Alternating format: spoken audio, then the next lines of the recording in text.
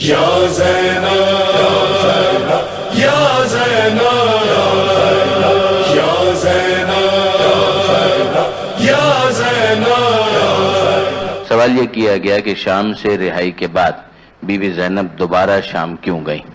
ظاہر ہے کہ دیکھیے برادران عزیز، جو یہ سفر ہے نا، اس سفر پر اگر آپ غور فرمائیے تو کربلا میں شہادتوں کے بعد کربلا سے کوفہ اور پھر کوفہ میں بعض محققین کے مطابق 12 کے قریب دن گزارنے کے بعد پھر یہ قافلہ روانہ ہوا دمشق کی جانب، اور اکثر محققین کے نزدیک پہلی سفر کو یہ قافلہ دمشق پہنچا۔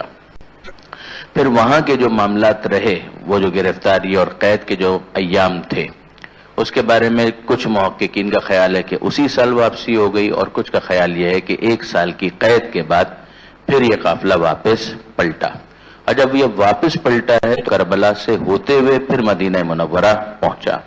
مدینہ منورہ میں جناب زینب سلام اللہ علیہا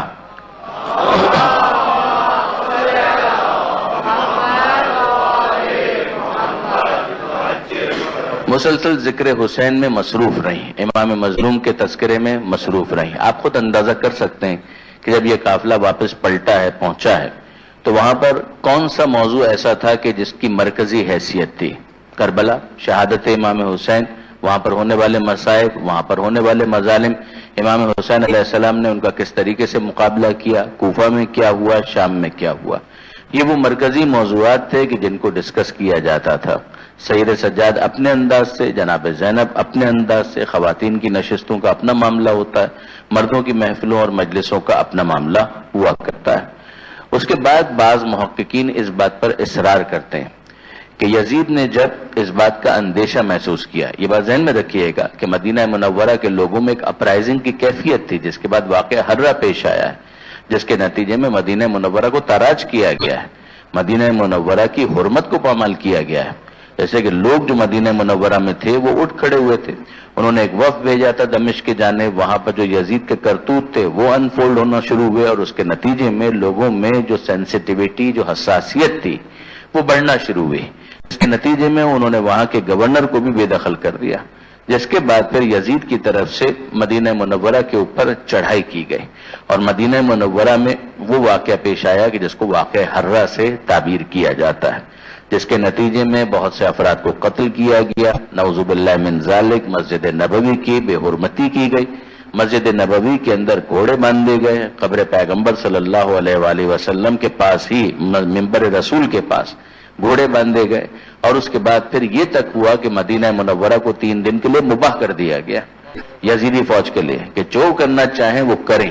آپ اندازہ کر سکتے ہیں کہ یزید اور یزید کے مظالم کس حد تک بڑھ گئے تھے، لیکن یہاں سے ایک ریئیکشن، لوگوں کے درمیان ایک انقلاب کی کیفیت، جو میں نے ایک لفظ بھی استعمال کیا تھا کہ گونگی زبانوں کو بولنے کا حوصلہ ملا ہے حسین ابن علی کی شہادت کے بعد۔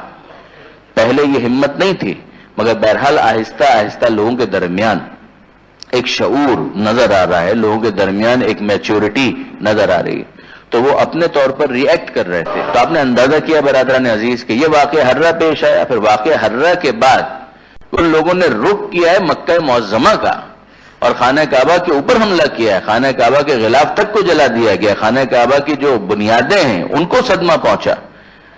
وہاں پر عبداللہ ابن زبیر کو گرفتار کرنے کے لیے سارے کام وہ کر رہے تھے، مگر اسی دوران یزید حاصل جہنم ہو گیا۔ اچھا، اب یہ سارے جو یہ کام دوسروں کے خلاف کر رہا ہے، تو کہ جناب زینب سلام اللہ علیہ کے اقدامات سے غافل ہے؟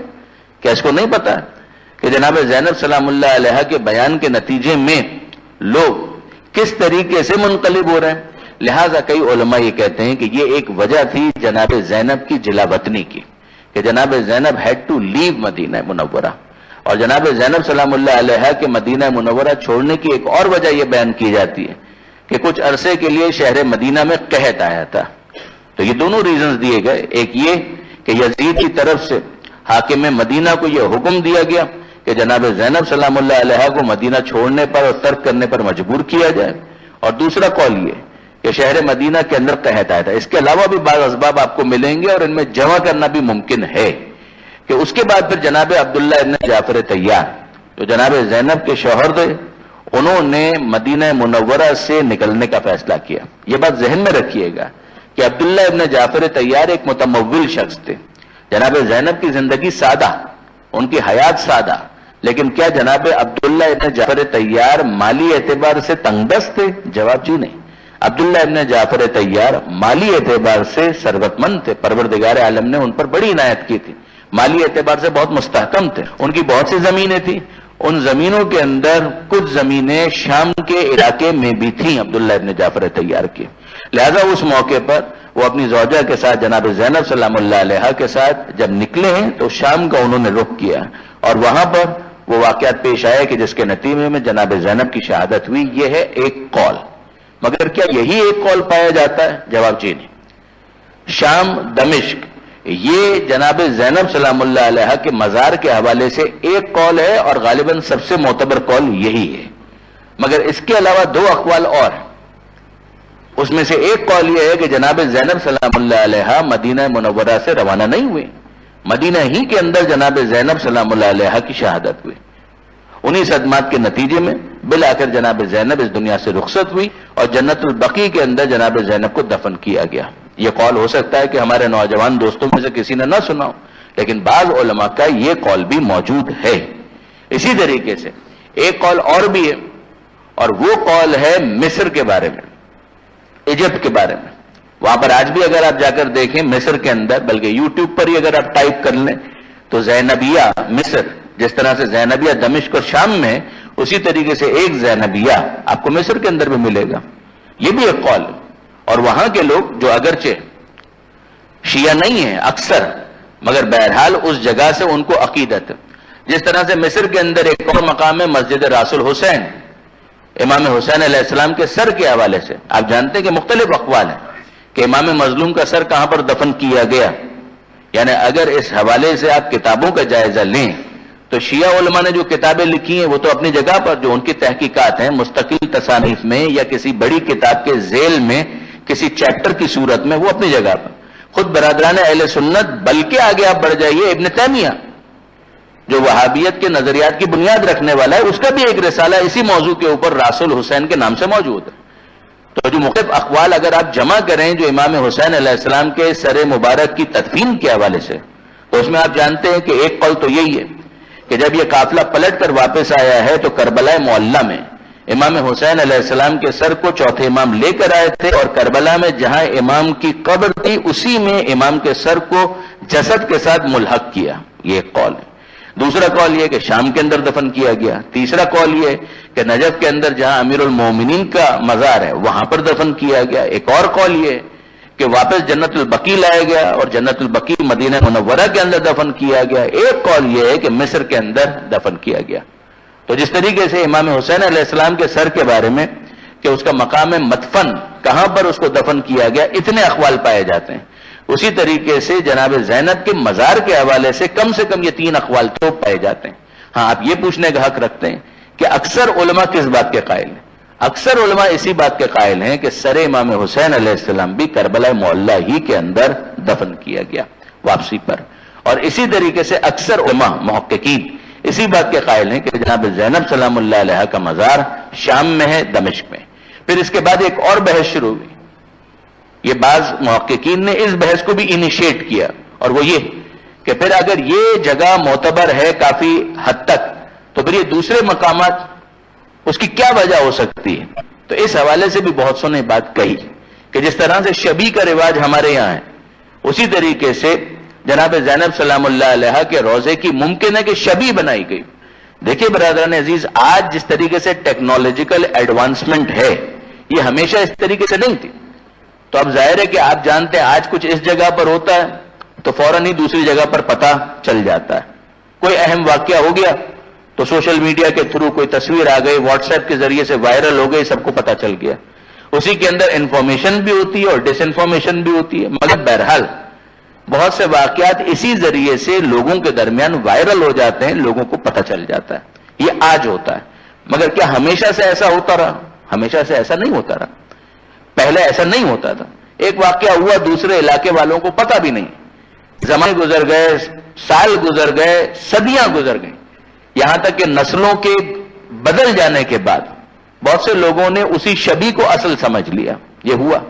شام کے اندر بہت سے معاملات ایسے ہیں، جیسے جناب زینب سلام اللہ علیہا کے شوہر عبداللہ ابن جعفر طیار، ان کے بارے میں طے شدہ ہے کہ ان کی قبر بہرحال مدینہ منورہ میں، یعنی اس رخ سے غور کیجئے گا کہ ان کی قبر کے بارے میں بالکل اسٹیبلشڈ ہے کہ وہ مدینہ منورہ میں جنت البقیع میں مدفون ہے. اسی میں ایک احاطے کے اندر عبداللہ ابن جعفر طیار کی قبر بالکل روشن ہے آج بھی کہ جناب عبداللہ ابن جعفر طیار کی یہ قبر. مگر اب آپ جائیے دمشق اور باب الصغیر چلے جائیے تو باب الصغیر کے اندر جہاں آپ کو بہت سی دوسری قبریں نظر آئیں گی، اسی میں ایک قبر آپ کو جناب عبداللہ ابن جعفر طیار کی بھی نظر آ جائے گی. اب یہ عبداللہ ابن جعفر طیار کی قبر یہاں پر کیسے آ گئی، جبکہ ان کے بارے میں تو طے ہے کہ ان کی قبر جنت البقیع میں ہے. تو اس کے بارے میں یہی کہا جاتا ہے کہ ممکن ہے کہ شبیہ کے عنوان سے، کیونکہ جناب زینب کا روضہ یہاں پر مشہور قول کے مطابق ہے، تو عبداللہ ابن جعفر طیار کی قبر وہ ایک شبیہ کے عنوان سے یہاں پر بنائی گئی تاکہ لوگ جا تو نہیں سکتے سفر کر کے مدینہ منورہ جانا، تو بہرحال ایک یاد تازہ رہے کہ جناب عبداللہ ابن جعفر طیار جناب زینب کے وہ شوہر نامدار ہیں کہ جن دونوں کی اس شادی کے نتیجے میں وہ بچے پیدا ہوئے تھے کہ جنہوں نے کربلا میں اپنے ماموں کے اوپر اپنی جان قربان کی تھی.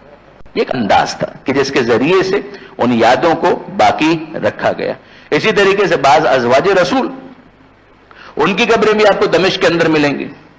جناب ام حبیبہ کی تقریباً طے شدہ ہے کہ جناب ام حبیبہ دمشق کے اندر دفن نہیں، جناب ام حبیبہ ان کی قبر بھی جنت البقیع کے اندر ہے، مگر آپ کو وہاں پر بھی اگر آپ جائیں گے تو باب الصغیر کے اندر آپ کو مل جائیں گی. تو یہ معاملات اس طریقے سے ہیں. اصحاب کہف ان کی قبریں کہاں ہیں؟ 3 اقوال موجود ہیں، ان میں سے ایک دمشق بھی ہے. یہ الگ بات ہے کہ اس حوالے سے علماء کے جو اقوال ہیں، محققین کیا کہتے ہیں کہ کس جگہ پر ہے، لیکن آپ کو بہرحال اصل قبر کے عنوان سے یا شبیہ کے عنوان سے مل جائیں گے.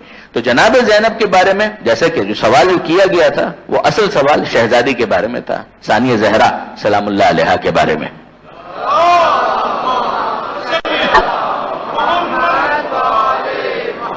تو جو ان کی قبر کا معاملہ ہے میں نے عرض کر دیا کہ 3 اقوال کم سے کم پائے جاتے ہیں. سب سے معتبر قول دمشق ہی کا ہے. بعض بڑے علماء بقیع کے بھی قائل ہیں اور بعض جو ہیں وہ مصر کے بھی قائل ہیں. علماء اس حوالے سے ایک بات بہت اچھی کہتے ہیں اور وہ یہ کہ جہاں پر بھی کوئی جگہ منسوب ہو چکی معصومین سے، سادات سے، اولاد معصومین سے، اگر منسوب ہو چکی ہے تو وہ جگہ ہمارے لیے محترم ہے، اس جگہ کی حرمت ہمارے لیے ثابت ہے. لہذا فرض کیجئے کہ اگر اسٹیبلش ہو کہ یہاں پر شبیہ ہے فقط، مگر شبیہ ہونے کے اعتبار سے وہ جگہ اب آل محمد سے منسوب ہے، لہذا وہ جگہ ہمارے لیے محترم ہے، اس شبیہ کا احترام بھی ہم کریں گے. کچھ دیر کے لیے جب ہم تعزیہ بناتے ہیں تو وہ ہمارے لیے محترم ہو جاتا ہے. تو کسی جگہ پر اگر شبیہ بنا دی گئی ہے تو وہ بھی ہمارے لیے محترم ہے، اس کو دیکھ کر بھی اصل قبر اور صاحب قبر کی یاد ہمارے دلوں میں تازہ ہوتی ہے. مقصد یہی ہے.